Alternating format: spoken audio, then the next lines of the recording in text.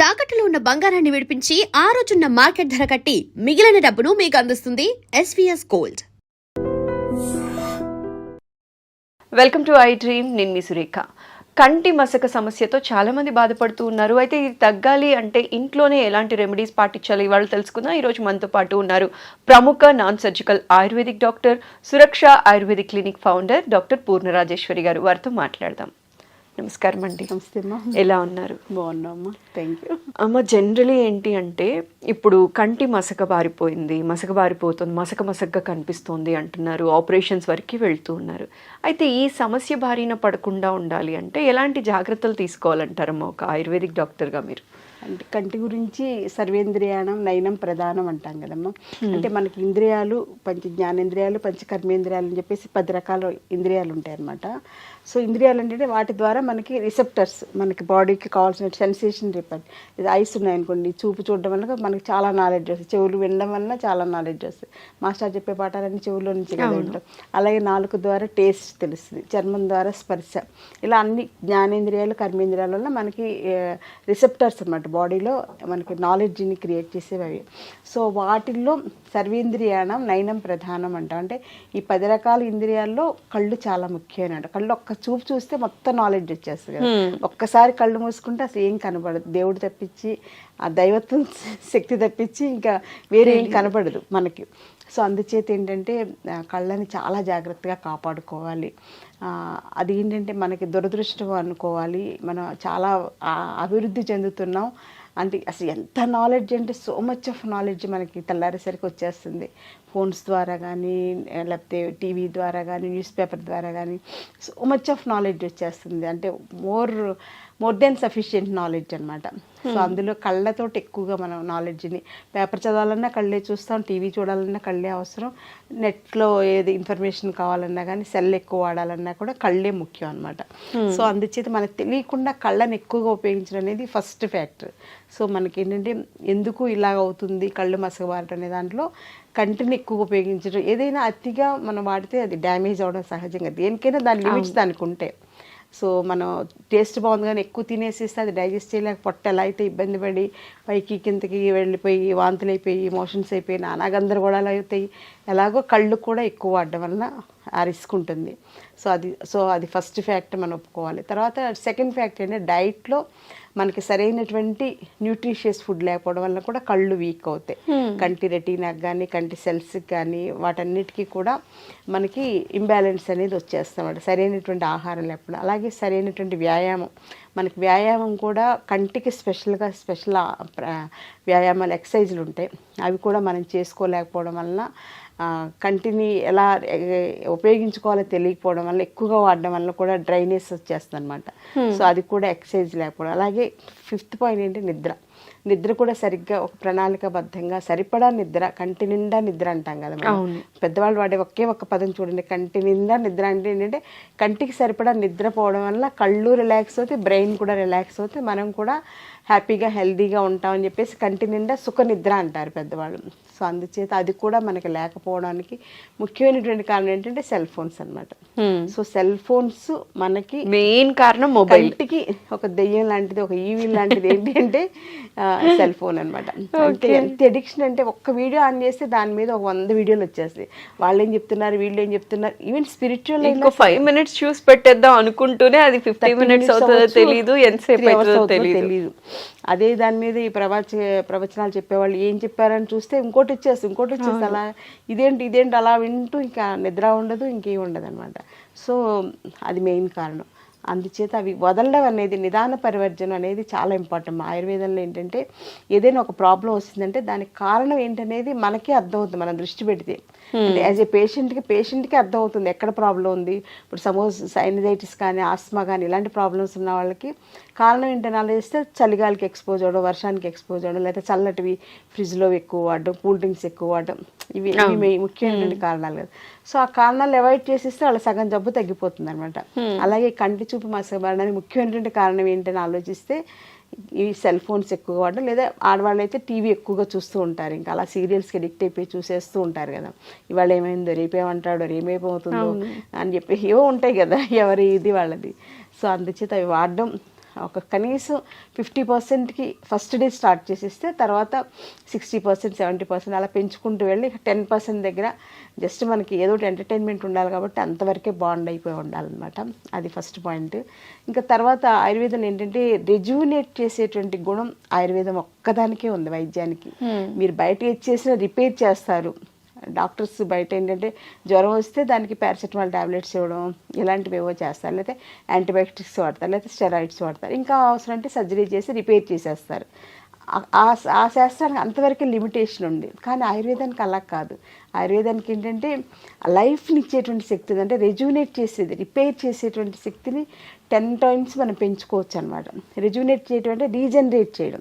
కంటి సెల్స్ ఇప్పుడు మనకి ఇవి రెటీనా సంబంధించిన సెల్స్ అని చెప్పేసి, లేకపోతే లెన్స్లో డ్యామేజ్లని, ఇవన్నీ కూడా మళ్ళీ మన సెల్స్ని రెజ్యూనేట్ చేసే శక్తి ఆయుర్వేదంలో ఉండేటువంటి మెడిసిన్స్ కానీ ఆయుర్వేద పంచకర్మ ట్రీట్మెంట్స్ కానీ ఆ శక్తి ఉంది. కాబట్టి మా దగ్గర ఇప్పుడు మయోపియా, కంటి చూపు మసబారంతో వస్తుంటారు కదా, లాంగ్ సైట్, షార్ట్ సైట్ అని, వాటిని కూడా మేము ఆయుర్వేదిక్ పంచకర్మ ట్రీట్మెంట్స్ తోటి అక్షి తర్పణం అని, ఆస్టియోతనం అని, నస్యకర్మ ఇలా రకరకాల ప్యాకేజెస్ ఉంటాయి. వాళ్ళకి వాళ్ళ స్టేజ్ని బట్టి ప్యాకేజ్ తోటి సెట్ చేస్తే పిల్లలకి చిన్నప్పుడు ఇంత సోడా బుద్ధి అద్దాలతో తిరుగుతూ ఉంటారు కదా 6th క్లాస్ 7th క్లాస్, వాళ్ళకు కూడా మనం అద్దాలు మాన్పించేయచ్చు అనమాట. కండిషన్స్ అప్లై ఏంటంటే వాళ్ళు సెల్ ఫోన్స్ వాడకూడదు. పుస్తకాలు చదువుకోవచ్చు, స్కూల్లో బుక్స్ చదువుకోవచ్చు, కానీ సెల్ ఫోన్స్ వాడడం, టీవీ 100%. అప్పట్లో పాత రోజులన్నీ టీవీ చూడొద్దని చెప్పాడు. ఇప్పుడు ఏంటంటే కంపల్సరీగా సెల్ ఫోన్ వాళ్ళకి లేకుండా చేసి మనం ayurvedic line of treatments plan చేస్తే మయోపియా లాంటి ప్రాబ్లమ్స్ తగ్గించవచ్చు. అలాగే పెద్దవాళ్ళకి వచ్చేటువంటి మ్యాక్సిలరీ డీజనరేషన్ అని చెప్పేసి, ఇంకా డయాబెటిక్ రెటినోపతి అని చెప్పేసి, తర్వాత ఐస్ కూడా స్పెషల్గా ఆటోఇమ్యూన్ డిజార్డర్స్ వస్తున్నాయి, రెటినైటిస్ పిగ్మెంటోజా అని చెప్పేసి, ఇలాంటివి కూడా మనం ఆయుర్వేదిక్ లైన్స్లో రెజ్యూనేట్ చేసేలాగా, మళ్ళీ రీజనరేట్ చేసేలాగా సెల్స్ని, బాడీని కూడా, అంటే కంటి సెల్స్తో పాటుగా బాడీని కూడా రీజనరేట్ చేయాలి మనం. కంటిలో ఒకటే బాగు చేస్తే సరిపోదన్నమాట. కొన్ని కేసులకి శరీరంలో ఉండేటువంటి మిగిలినటువంటి సిస్టమ్స్ డీజనరేషన్ కూడా రీజనరేషన్ చేసేలాగా ఆయుర్వేదిక్ లైన్స్ బ్రహ్మాండంగా చేసుకోవచ్చు. సో అంటే ఆయుర్వేదం అనేది ఏదో చిట్కా వైద్యమో లేకపోతే ఏదో చిన్న మందులు వాడేస్తే సరిపోతుంది అనేది ప్రివెంటివ్ కేర్లోకి వస్తుంది. గృహ వైద్యంగా ప్రివెంటివ్ కేర్గా మనం అలా చేసుకోవచ్చు. కానీ అట్ ది సేమ్ టైం ఎంత బ్యూటిఫుల్ ప్రాబ్లం అయినా సరే అంటే అసలు నా జీవితం నాకు 81లో ఆయుర్వేదం నా జీవితంలోకి ఎంటర్ అయింది. నేను 81లో మెడిసిన్ జాయిన్ అయ్యాను. మా బ్యాచ్ నుంచి ఎంసెట్లో ఎంట్రన్స్ పెట్టేసి సెలెక్షన్ అనేది స్టార్ట్ చేశాను.